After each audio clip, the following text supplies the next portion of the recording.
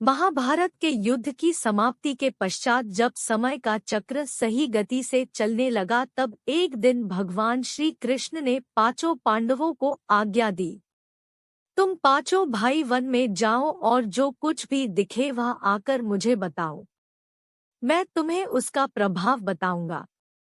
पांचों भाई वन में गए। युधिष्ठिर महाराज ने देखा कि किसी हाथी की दो सूंड है।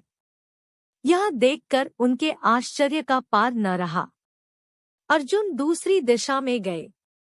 वहां उन्होंने देखा कि कोई पक्षी है, उसके पंखों पर वेद की ऋचाएं लिखी हुई है, पर वह पक्षी मुर्दे का मांस खा रहा है। यह भी किसी आश्चर्य से कम नहीं था। भीम ने तीसरा आश्चर्य देखा कि गाय ने बछड़े को जन्म दिया है और बछड़े को इतना चाट रही है कि बछड़ा लहूलुहान हो जाता है। सहदेव ने चौथा आश्चर्य देखा कि 6-7 कुएं हैं और आसपास के कुओं में पानी है, किंतु बीच का कुआं खाली है। बीच का कुआं गहरा है, फिर भी पानी नहीं है। पांचवें भाई नकुल ने भी एक अद्भुत आश्चर्य देखा कि एक पहाड़ के ऊपर से एक बड़ी शिला लुढ़कती लुढ़कती आई और कितने ही वृक्षों से टकराई, पर उन वृक्षों के तने उसे रोक न सके। कितनी ही अन्य शिलाओं के साथ टकराई, पर वह रुक न सकी। अंत में एक अत्यंत छोटे पौधे का स्पर्श होते ही वह स्थिर हो गई। ये सभी अजूबे देखकर पांचों भाइयों के आश्चर्यों का कोई पार नहीं रहा। शाम को वे सभी श्री कृष्ण के पास गए और अपने अलग अलग दृश्यों का वर्णन किया। युधिष्ठिर कहते हैं, मैंने 2 सूंड वाला हाथी देखा तो मेरे आश्चर्य का कोई पार न रहा।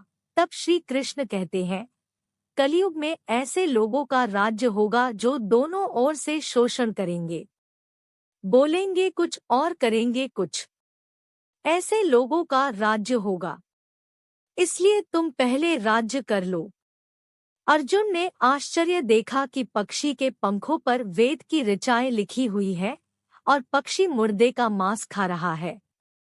इस पर श्री कृष्णा बोले कि कलयुग में भी इसी तरह के लोग रहेंगे जो बड़े बड़े पंडित और विद्वान कहलाएंगे, किंतु वे यही देखते रहेंगे कि कौन सा मनुष्य मरे और हमारे नाम पर संपत्ति कर जाए।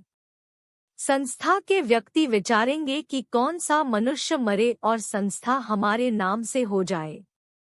हर जाति धर्म के प्रमुख पद पर बैठे विचार करेंगे कि कब किसका श्राद्ध है। चाहे कितने भी बड़े लोग होंगे, किंतु उनकी दृष्टि तो धन के ऊपर, मांस के ऊपर ही रहेगी। परधन परमन हरन को वैश्या बड़ी चतुर। ऐसे लोगों की बहुतायत होगी, कोई कोई विरला ही संत पुरुष होगा। भीम ने तीसरा आश्चर्य देखा कि गाय अपने बछड़े को इतना चाटती है कि बछड़ा लहूलुहान हो जाता है। इस आश्चर्य का वर्णन करते हुए कृष्णा बोले कि कलयुग का आदमी शिशुपाल हो जाएगा। बालकों के लिए इतनी ममता करेगा कि उन्हें अपने विकास का अवसर ही नहीं मिलेगा। किसी का बेटा घर छोड़कर साधु बनेगा तो हजारों व्यक्ति दर्शन करेंगे, किंतु यदि अपना बेटा साधु बनता होगा तो रोएंगे कि मेरे बेटे का क्या होगा। इतनी सारी ममता होगी कि उसे मोहमाया और परिवार में ही बांधकर रखेंगे और उसका जीवन वहीं खत्म हो जाएगा। अंत में बेचारा अनाथ होकर मरेगा। वास्तव में लड़के तुम्हारे नहीं हैं, वे तो बहुओं की अमानत है।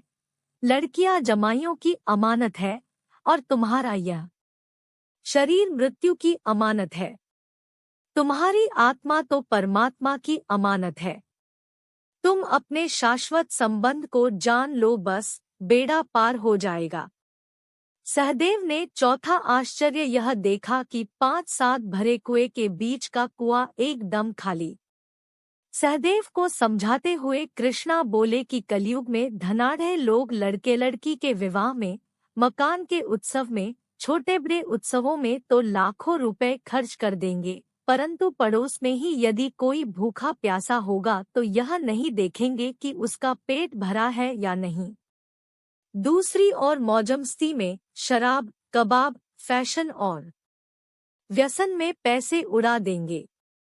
किंतु किसी के दो आंसू पोंछने में उनकी रुचि न होगी, और जिनकी रुचि होगी उन पर कलयुग का प्रभाव नहीं होगा, उन पर भगवान का प्रभाव होगा।